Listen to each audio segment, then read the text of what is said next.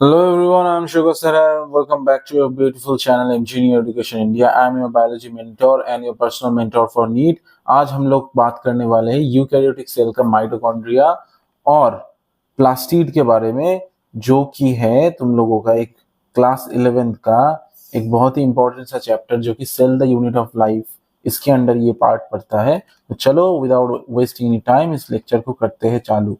ठीक है, तो सबसे पहले पिछला वाला लेक्चर कैसा लगा ये कमेंट बॉक्स में जरूर बताना, ठीक है, ताकि तुम लोगों के लिए बेस्ट से बेस्ट कंटेंट मैं ला पाऊं। चलो, माइटोकॉन्ड्रिया सिंगुलर में है mitochondrion, unless specifically stained are not easily visible under the microscope. मतलब अगर स्टेनिंग ना हो, without staining we cannot see mitochondria। ठीक है, ये पॉइंट इंपॉर्टेंट है। इस चैनल में नीट के लिए मैं तुम लोगों को 360 आउट ऑफ 360 का दावा करता हूं बायोलॉजी के अंदर, इसीलिए एनसीईआरटी को पूरा रगड़ के एकदम कूट कूट के पढ़वाऊंगा। ठीक है, तो उसके लिए जितना हो सके फ्री में मैं तुम लोगों के लिए कर सकूं, ताकि तुम लोगों को बेस्ट ऑफ बेस्ट बेनिफिट मिलता रहे। तुम लोग अपनी जिंदगी में अगर सक्सेसफुल होगे तो और एक इंसान को सक्सेसफुल होने में हेल्प करोगे, जो कि मेरे जिंदगी का एकमात्र लक्ष्य है। चलो, the number of mitochondria per cell is variable depending on the physiological activity of the cell. मतलब एक सेल का फिजियोलॉजिकल एक्टिविटी, अभी फिजियोलॉजिकल का मतलब क्या है सर? सबसे पहले ये बात बता दो कि नीट के लिए ना बायोलॉजी में कोई भी पीएचडी नहीं करना है। एनसीईआरटी दिया है, एक एक लाइन को समझो, 35 इयर्स का नीट का क्वेश्चन सॉल्व करो और बार बार करके प्रीवियस ईयर पेपर का मॉक लगाओ। बस इतना कर लो, तुम्हारा नीट में 650 कहीं नहीं गया। ठीक है, अगर इतने में भी ना समझ पाओ कि कैसे प्रोसीड करना है, तो इस नंबर पर एक मैसेज कर देना, मैं तुम लोगों के लिए हर एक क्षण अवेलेबल हूं। ठीक है, फ्री में मदद कर दूंगा। चलो, अभी एक बात मैं तुम लोगों को बता दूं कि देखो, यहाँ पे जो ये जो फिजियोलॉजिकल, इसका मतलब क्या होता है? फिजियोलॉजिकल, देखो फिजियो का मतलब होता है फिजियोथेरापी, तुम लोगों ने तो सुना ही होगा फिजियोथेरापी। फिजियोलॉजिकल का मतलब क्या है sir?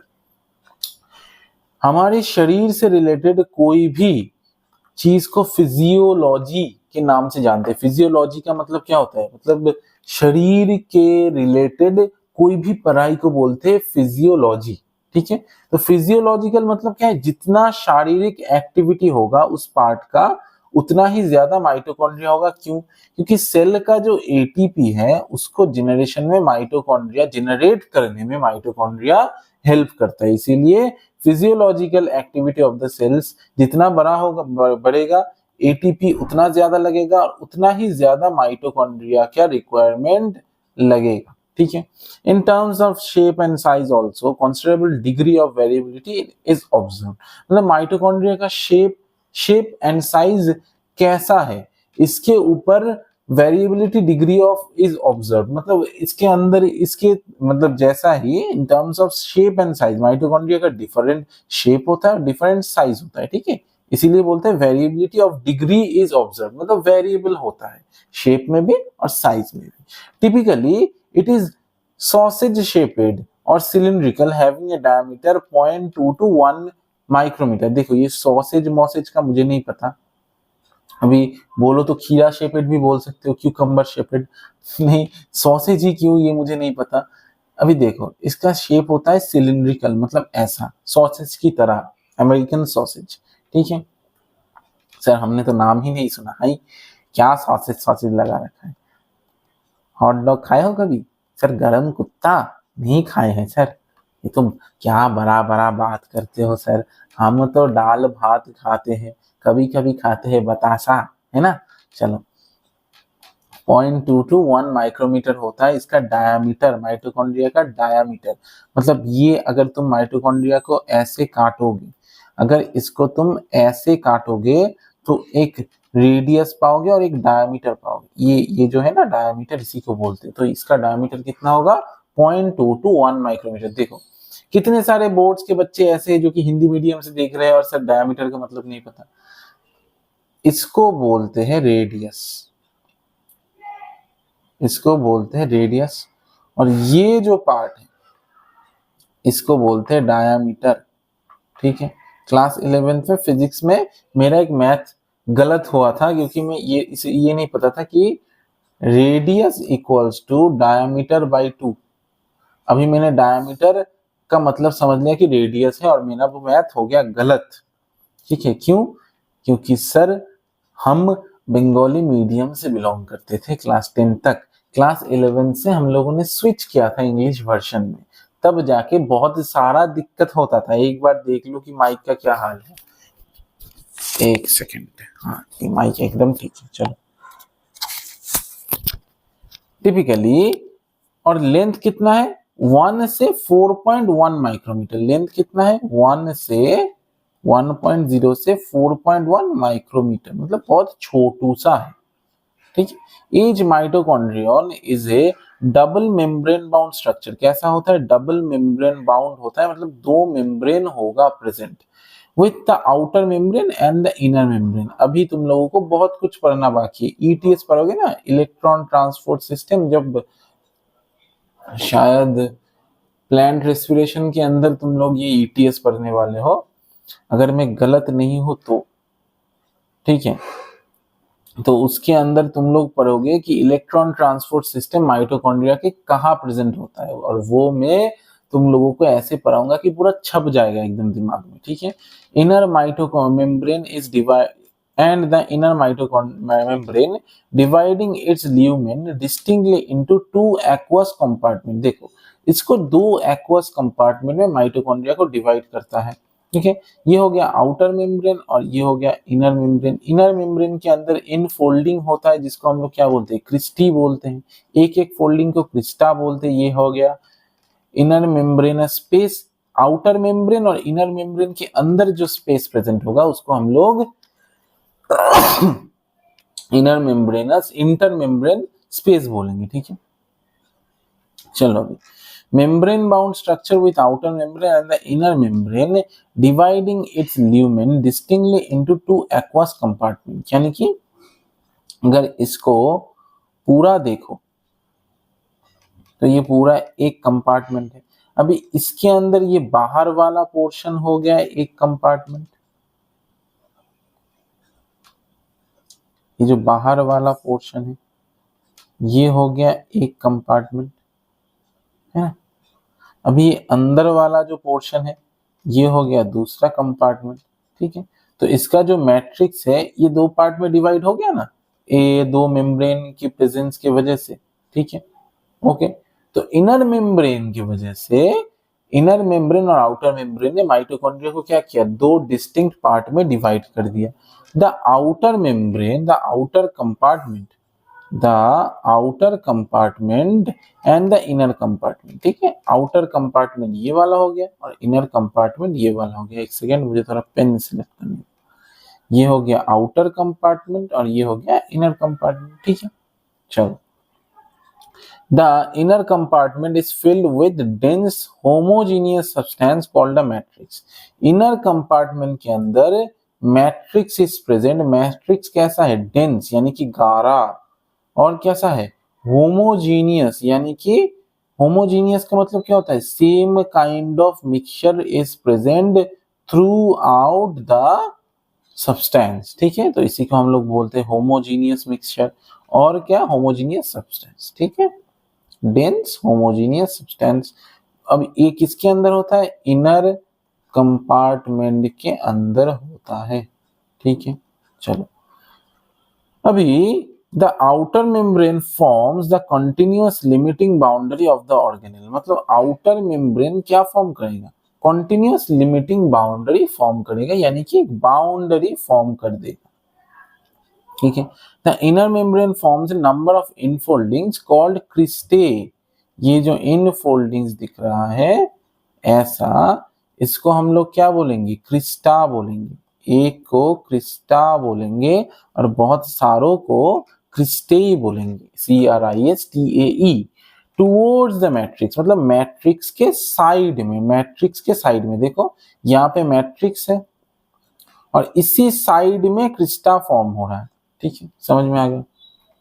The cristae increases in surface area. Cristae क्या करते हैं, क्रिस्टी का काम क्या होता है, क्रिस्टी क्या करते हैं, क्रिस्टी सरफेस एरिया को इंक्रीज कर देते हैं। सपोज ये अगर प्रेजेंट ना होता तो कैसा होता है, ऐसा होता। अभी इतना से इतना तक, इतना से इतना तक अगर तुम लोग देखो सरफेस एरिया कितना है, बस इतना ही है। अभी इसको क्या करो, थोड़ा सा धक्का मार के इतना तक बढ़ा दो, तो पहले इतना सरफेस एरिया था, अब इसे खोल दो ऐसे। अब इसको अगर तुम लोग खोलोगे तो कैसा पाओगे, ऐसा। पहले एरिया इतना था, अभी एरिया इतना हो गया है, तो किसमें एरिया बढ़ गया। तो क्रिस्टी का काम क्या होता है, सरफेस एरिया को बढ़ाना। चलो अभी the two membranes have their own specific enzymes associated with the mitochondrial function। यानी कि ये जो दो मेम्ब्रेन है इसके अंदर have their own specific enzymes, ये दो मेम्ब्रेन के अंदर specific enzymes are present जो क्या करते हैं, माइटोकॉन्ड्रिया का फंक्शन निभाते हैं, मतलब फंक्शन को अच्छे से करवाते हैं माइटोकॉन्ड्रिया के अंदर, ठीक है। Mitochondria are the sites of aerobic respiration. Mitochondria किसका साइट होता है, माइटोकॉन्ड्रिया किसका साइट होता है भाई, एरोबिक रेस्पिरेशन का साइट होता है। एरोबिक रेस्पिरेशन यानी कि ऑक्सीजन के प्रेजेंस में जो भी रेस्पिरेशन होगा उसको हम लोग एरोबिक रेस्पिरेशन बोलेंगे। एयर के प्रेजेंस में नहीं, ऑक्सीजन के प्रेजेंस में जो भी रेस्पिरेशन होगा उसको हम लोग एरोबिक रेस्पिरेशन बोलेंगे, ठीक है। They produce cellular energy in the form of ATP. तो एटीपी के फॉर्म में ये जो मेम्ब्रेन है ये सेलुलर एनर्जी को बनाएंगे। Hence the called powerhouse of the cell. क्या बोलते हैं माइटोकॉन्ड्रिया को, माइटोकॉन्ड्रिया को क्या बोलते हैं, powerhouse of the cell, ठीक है, सेल का पावर हाउस बोलते हैं, ठीक है। The matrix also possess single circular DNA. It is very important in the NEET point of view. ये बार बार आता है ये क्वेश्चन, मैट्रिक्स में कैसा डीएनए देखने को मिलता है, याद रखना single circular DNA, single circular, double standard नहीं, single standard circular DNA. A few RNA molecules, ribosome, 70S ribosome is present. Again important, 70S ribosome is important. Ribosome का मैंने एक डिटेल शॉट लिया है जिसके अंदर मैंने बोला है कि 70S और 80S का मतलब क्या होता है, और मेरा जो ये लेक्चर है उसके अंदर तो मैंने सेल के अंदर अच्छे से पढ़ाया हुआ है कि 70S का मतलब क्या होता है, जो कि प्रोकैरियोटिक सेल में प्रेजेंट होता है। और ये बहुत ज्यादा इंपॉर्टेंट है नीट के पॉइंट ऑफ व्यू से, क्योंकि बहुत लोग कंफ्यूज हो जाते हैं कि सर प्रोकैरियोट में कौन सा, यूकैरियोट में कौन सा, 70S क्यों, 80S क्यों, ये हमें बता दो। तो मैंने एक एक जगह क्लियर करते हुए चला है, और अगर एक बात बताता हूं तो उसे अच्छे से फॉलो करना ही करना है। अगर मैंने एक बार बोल दिया कि इसे फॉलो करो, उसका मतलब है अपना मुंडी को नीचे ना, नीचे एकदम टांग दो ऐसे करके, और सर ने जो बोला है चुपचाप उसे फॉलो करो। अगर फॉलो करोगे तो 650 प्लस आएगा। मुझे नहीं पता कि कौन क्या बोल रहा है, मैं 7 साल से पढ़ा रहा हूँ, मुझे इतना एक्सपीरियंस है किस जगह से क्वेश्चन उठ के आ सकता है, ठीक है। अगर कोई मुझे ऐसा कहे कि सर आपको 4 महीना दे दिया, क्या आप मुझे नीट क्रैक करवा दोगे, हाँ करवा दूंगा, एकदम कॉन्फिडेंटली बोलता हूँ। लेकिन जो मैं बोलूंगा उसको डिट्टो फॉलो करना है। तुम लोग गलती कहाँ करते हो, जो मैं बोलता हूँ उसे सुनते नहीं हो और आउट ऑफ ट्रैक जाके अच्छा मेरा थोड़ा सा दिमाग लगाना। तो हर साल होता है ऐसा, 90% स्टूडेंट ऐसा करते हैं, और जो 10% नहीं करते सिर्फ और सिर्फ मेरा बात सुनते हैं, एकदम नीट क्लियर करके आते हैं हर साल, ठीक है। अभी अगर मैं ऐसा बोलूं कि मैं सपोज 1000 बच्चे पढ़ा रहा हूँ या फिर 2000 3000 बच्चे पढ़ा रहा हूँ, तो मैं ये तो एक्सपेक्ट नहीं कर सकता कि 3000 ही डॉक्टर बन जाएंगे, और सभी डॉक्टर बनेंगे तो पेशेंट कौन बनेगा, है ना। तो ये भी तो देखना है। तो वही लोग खुद को खुद ही पेशेंट बनाते हैं कि सर हम मरीज बनने के लिए ही पैदा हुए हैं, आप हमें कुछ भी कर लो, डॉक्टर नहीं बना सकते सर। तो मैं क्या करूं, चलो plastid. Plastid are found in all plant cells, सभी प्लांट सेल के अंदर, और ऑल यूग्लिनॉइड्स, यानी कि यूग्लिना के अंदर, यूग्लिना नाम का जो ऑर्गेनिज्म तुम लोगों को देखने को मिलता है, उसके अंदर, यूग्लिनॉइड्स के अंदर एक ऑर्गेनिज्म आता है यूग्लिना। तो यूग्लिनॉइड्स के अंदर, सर ये यूग्लिनॉइड्स क्या होता है सर, बायोलॉजिकल क्लासिफिकेशन देख के आओ चैनल में, एकदम एक एक करके, मतलब हाथ एक एक उंगली पकड़ के सिखाया मैंने बायोलॉजिकल क्लासिफिकेशन में। These are easily observed under the microscope as they are large. ठीक है, प्लास्टिड कैसा होता है, लार्ज होता है। ठीक है, they bear some specific pigments thus imparting specific colours to the plants. इनके अंदर क्या होता है, सम स्पेसिफिक पिगमेंट होता है। पिगमेंट का मतलब क्या होता है, कुछ रंग होता है। रंग क्या होता है भाई, रंग होता है। रंग, रंग बरसे भीगे चुनर वाली रंग बरसे। ठीक है, तो वही रंग होता है इसके अंदर, पिगमेंट। ठीक है, दस imparting specific colours.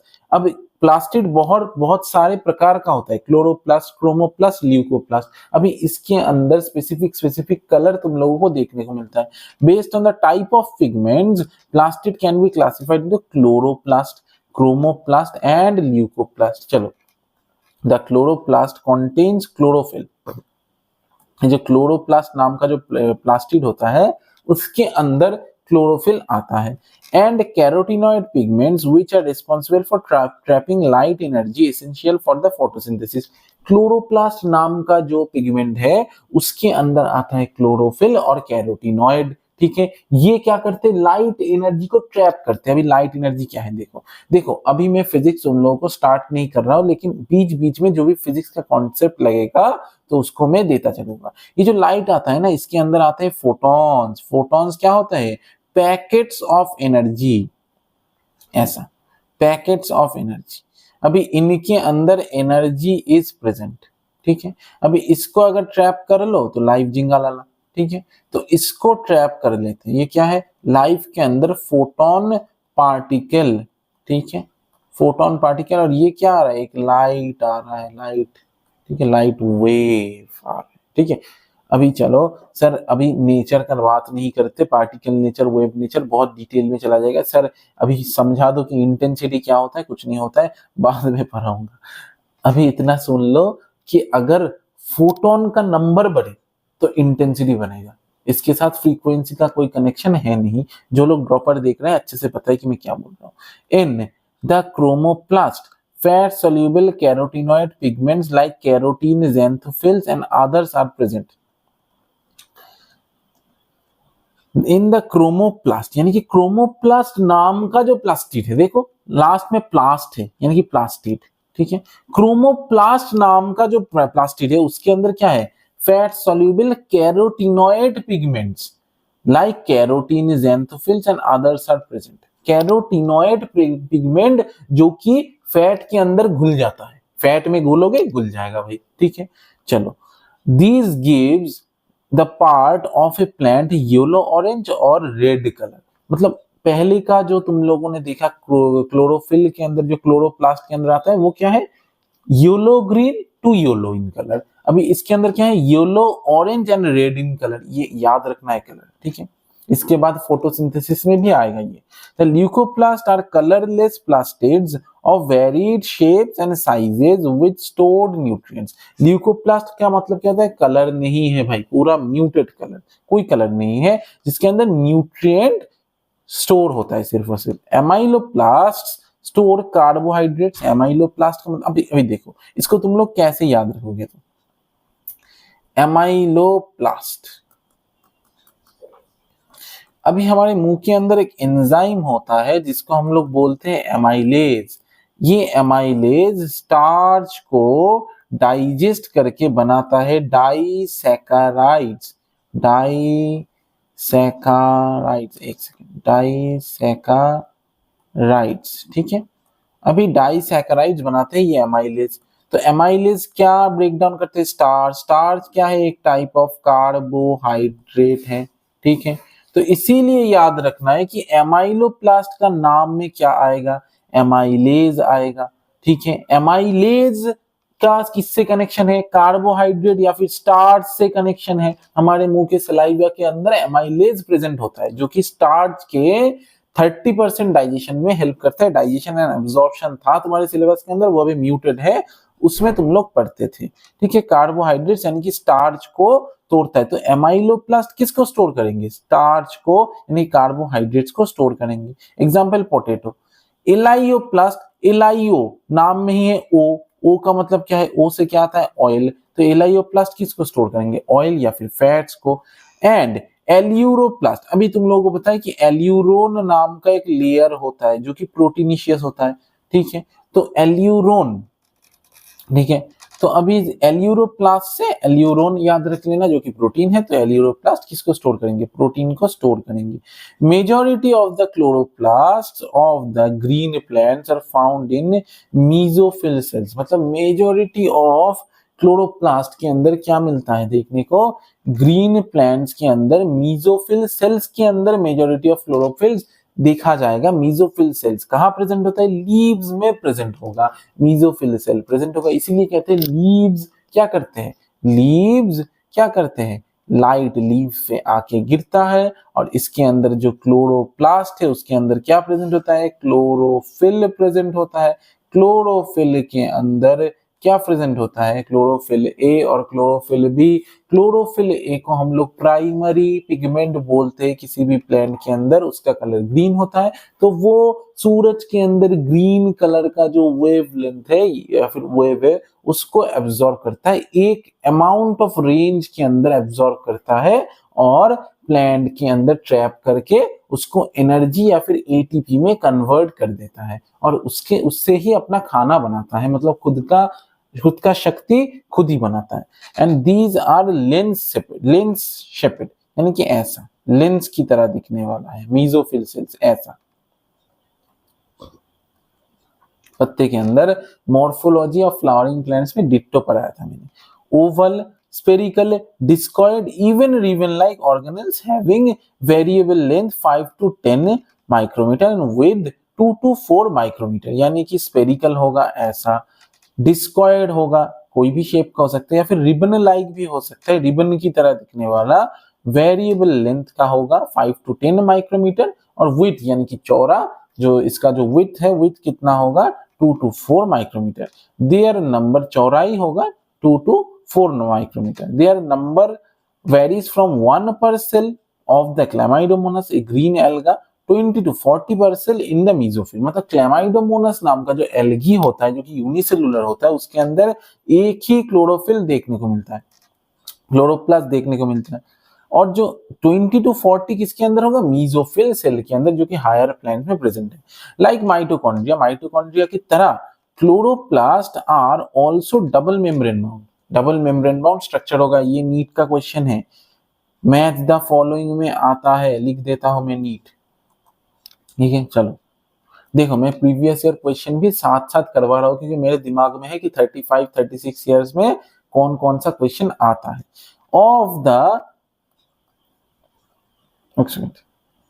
The two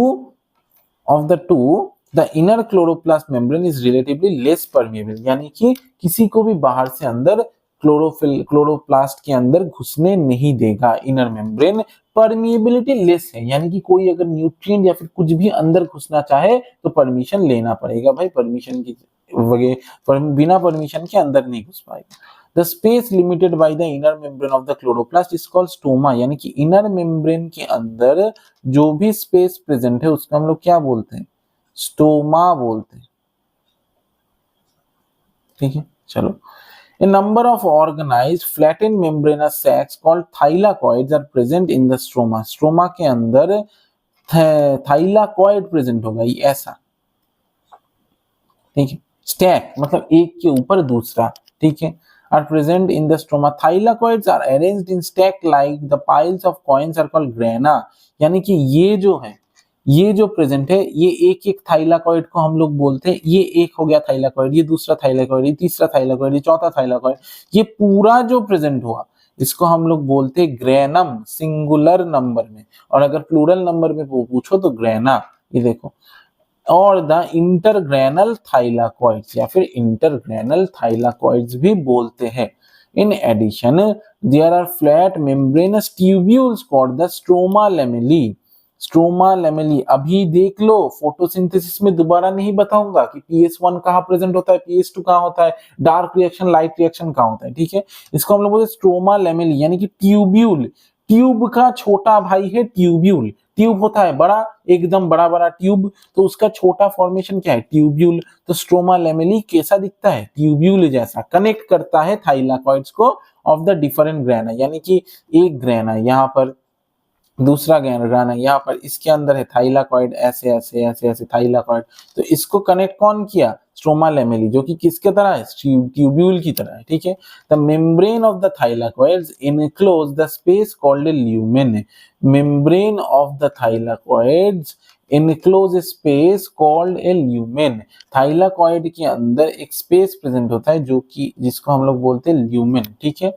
The stroma of the chloroplast contains enzymes required for the synthesis of carbohydrates and proteins। यानी कि क्लोरोप्लास्ट का जो स्ट्रोमा, जो मैट्रिक्स होता है, ठीक है, उसके अंदर कुछ एंजाइम्स प्रेजेंट होता है जो कि कार्बोहाइड्रेट या फिर प्रोटीन को सिंथेसिस करने में हेल्प करे। यानी कि क्लोरोप्लास्ट का खुद का बड़ा साम्राज्य प्रेजेंट है भाई, उसके अंदर सब कुछ है, खुद उसका वो काम करता है, इसलिए नेचर ने उसको सब कुछ दे दिया कि प्लांट का मुखिया तुम हो, तुम ये एनर्जी बनाओगे तो तुम्हारे अंदर, इसलिए हमने सब कुछ दे दिया है, जो चाहिए उसको बना लो। It contains also contains small double stranded circular DNA. देखा माइटोकॉन्ड्रिया की तरह, माइटोकॉन्ड्रिया यहाँ पे एनर्जी बना रहा है, वो वहां पे एनर्जी बना रहा है, ठीक है। And ribosomes, chlorophyll pigments are present in the thylakoid. Thylakoid के अंदर क्लोरोफिल पिगमेंट प्रेजेंट होगा। The ribosomes of the chloroplast are smaller 70s than the cytoplasmic ribosome। Eukaryotic cell के साइटोप्लाज्म के अंदर 80s और क्लोरोप्लास्ट के अंदर 70s राइबोसोम आर प्रेजेंट। तो इतना तक ही था आज का lecture. I am sugar sir here. अगले वाले पार्ट में हम लोग ribosome, cytoskeleton, cilia and flagella का बात करेंगे, ठीक है। Signing off. लेक्चर कैसा लगा जरूर नीचे बोलना, और अभी तक जो बच्चे देख रहे हो कमेंट बॉक्स में दूसरों को मोटिवेट करने के लिए #complete एक बार लिख दो, #complete, कि भाई हमने कंप्लीट किया। अगर तुम में जिम्मेदारी है, तुम भी कंप्लीट करके #complete लिख के जाओगे, ठीक है। आई एम शुगर सर यार, साइनिंग ऑफ, गुड बाय।